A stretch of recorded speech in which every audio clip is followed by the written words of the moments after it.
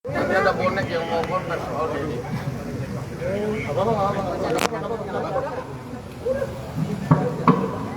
Cek 1 2 3. Cek 1 2 3.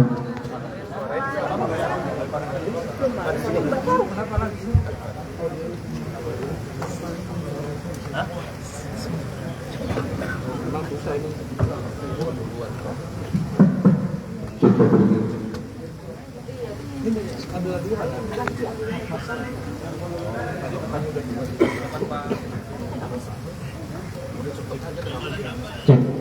Kenapa itu nggak ditaruh apa nggak nyalain ini?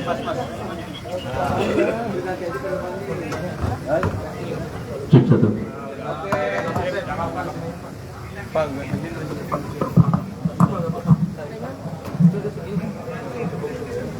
Sebentar bang, mic-nya kurang deket berarti kalau pakai yang itu. Pakai yang mana?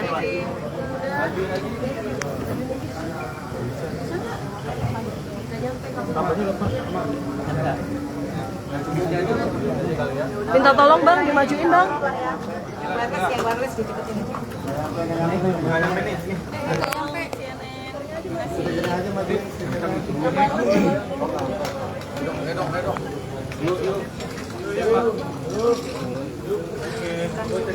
Gedong.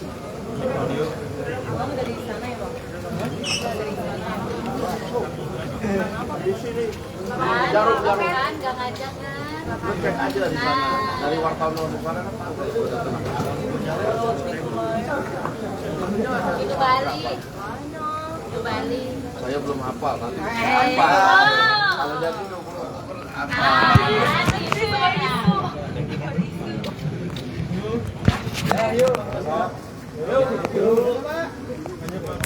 Baik, assalamualaikum warahmatullahi wabarakatuh.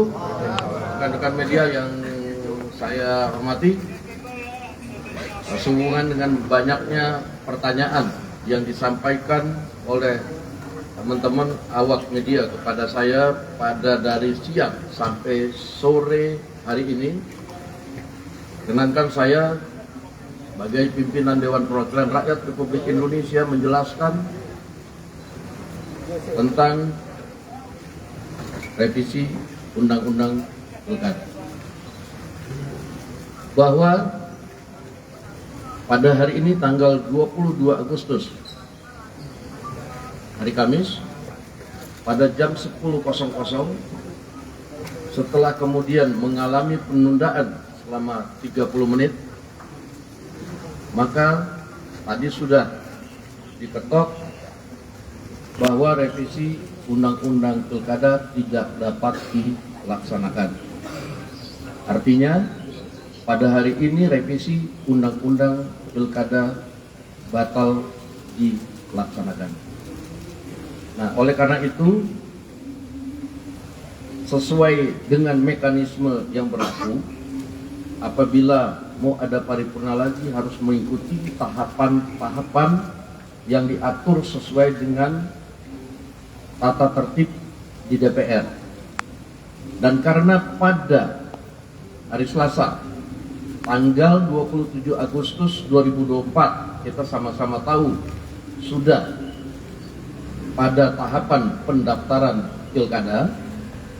Nah, oleh karena itu kami tegaskan sekali lagi, karena kita patuh dan taat dan tunduk pada aturan yang berlaku, bahwa pada saat pendaftaran nanti karena RUU Pilkada belum disahkan menjadi undang-undang, maka yang berlaku adalah hasil keputusan Mahkamah Konstitusi Judicial Review yang diajukan oleh Partai Buruh dan Partai Gelora. Demikian pernyataan singkat dari kami, mudah-mudahan menjadi jelas. Saya ucapkan terima kasih.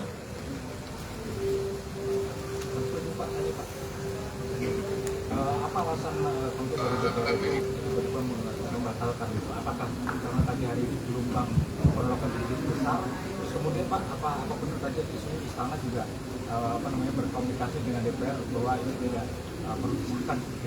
Kalau tadi Anda monitor bahwa tidak jadi dilaksanakan atau batalnya pengesahan itu jam 10 pagi. Jam 10 pagi itu belum ada masa, masih sepi. dan tidak ada komunikasi apapun, tapi karena kita mengikuti tata tertib dan aturan yang berlaku tentang tata cara persidangan di DPR. Nah, sehingga setelah ditunda 30 menit dari 9.30 sampai 10.00, kemudian menurut tata tertib itu tidak dapat diteruskan, sehingga kita tidak jadi laksanakan. Demikian. Bang, ini apakah ada kesempatan untuk nantinya sebelum tanggal 27 pendaftaran ini pembahasan RUU Pilkada ini akan digulirkan? Pembahasan rapat paripurna di DPR itu menurut aturan yang berlaku, kecuali yang sudah diagendakan dari jauh hari sebelumnya.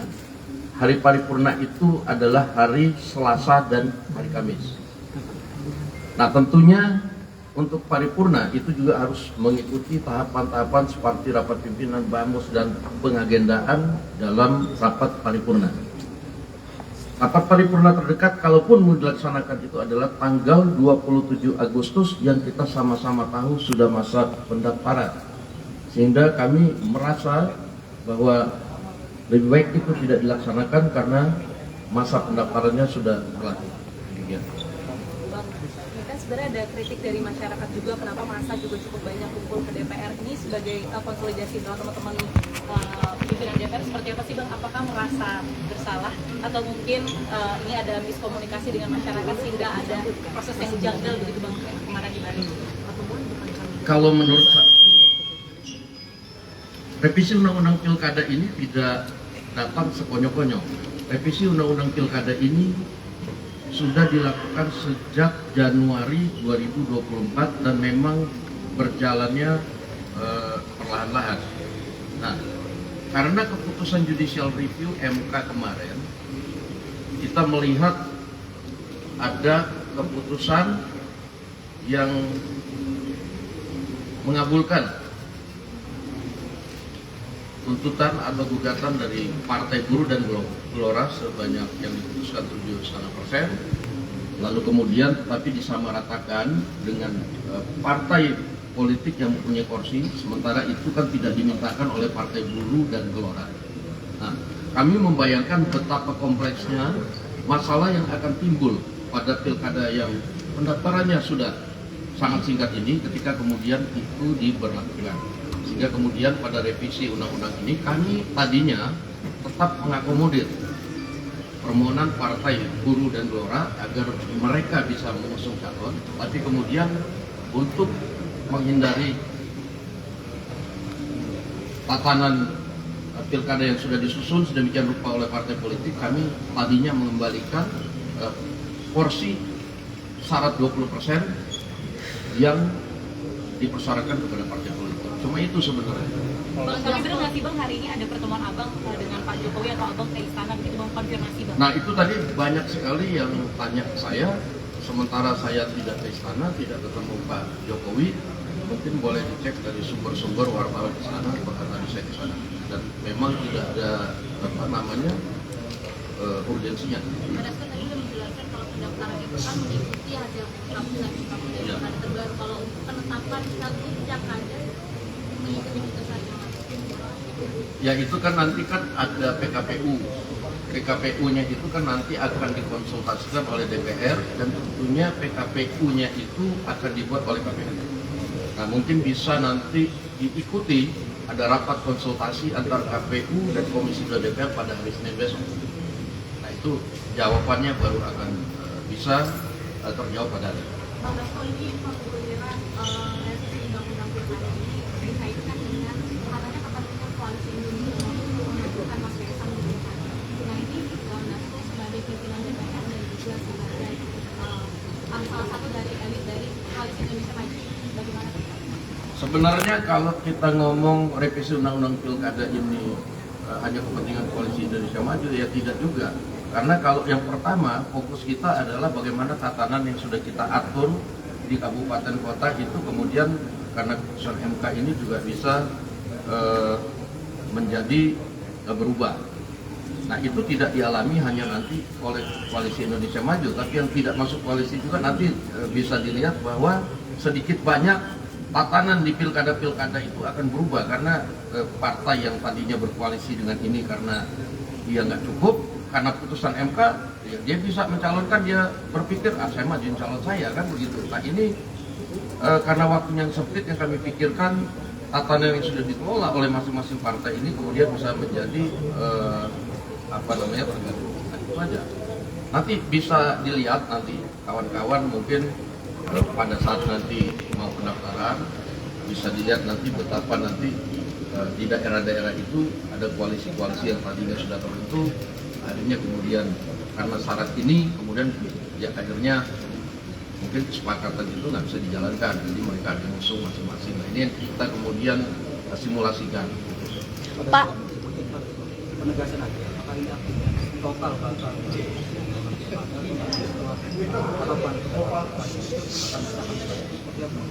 jadi RUU 6 Pilkada ini mungkin nanti pada periode depan tetap akan dilaksanakan karena kita perlu penyempurnaan yang kita rasa belum sempurna.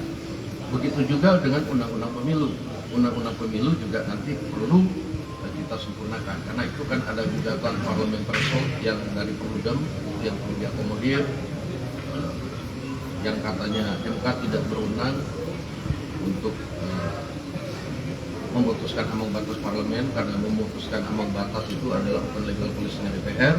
Itu nanti kita akan laksanakan putusan MK itu untuk mengkaji berapa sih sebenarnya yang pas untuk parlemen threshold pada pemilihan ada.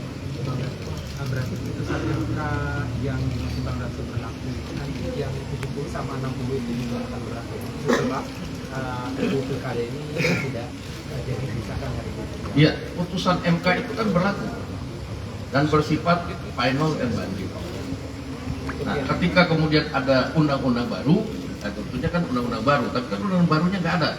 Jadi kita tegaskan di sini bahwa putusan yang berlaku itu putusan MK nomor 10, putusan MK nomor 70. oke Pak, penegasan aja berarti kan kemarin ini juga mahasiswa pengen penegasan. Yang jadi kontroversial adalah 2 poin terkait usia calon kepala daerah dan juga ambang batas pencalonan dari partai.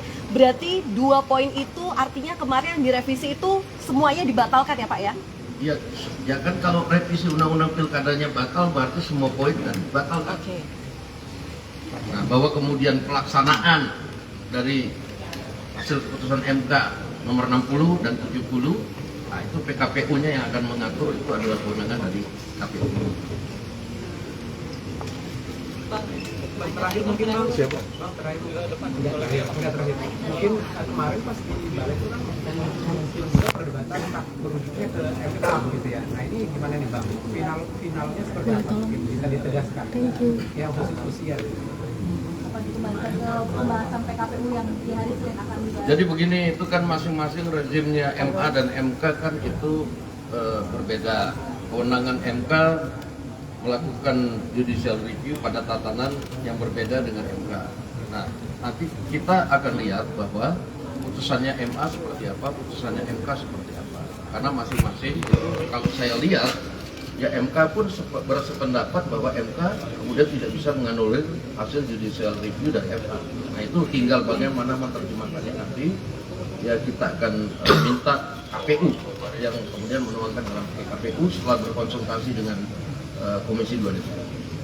Pak Dasko izin. Nah, jadi dugaan tentang adanya diam-diam akan terjadi revisi itu terbantahkan dengan adanya pernyataan Pak Dasko. Ya saya juga bingung. Kita nggak pernah diam-diam. Di balik itu kemarin itu terbuka live. Tim Panja itu bisa tidak kita batasi. Wartawan bisa meliput. Argumen semua dikemukakan di situ juga bisa diliput. Nah, sehingga nggak ada yang dibilang bahwa kemudian pelaksanaannya diam-diam. Kalau diam-diam tentunya nggak dilakukan DPR lah. Oke. Ya, satu lagi bang terakhir bang, ini kan aksi ini eskalasi tinggi ya bang sampai pagar info dirobohkan. Ya, ini dari pimpinan DPR sendiri melihatnya gimana bang? Apalagi abang dicari-cari tadi yang apa? Saya nggak tahu kalau dicari-cari. Kalau tadi dicari, saya pasti akan menemui untuk menjelaskan. Nah, tapi tadi kan kawan-kawan sudah menemui, mewakili, menyatakan bahwa tidak ada revisi undang-undang pilkada. Mengenai pagar yang roboh, mungkin kita akan evaluasi pada kesekjenan bagaimana nanti apakah memang sudah waktunya direnovasi atau memang kemudian masih cukup kuat. Terima kasih.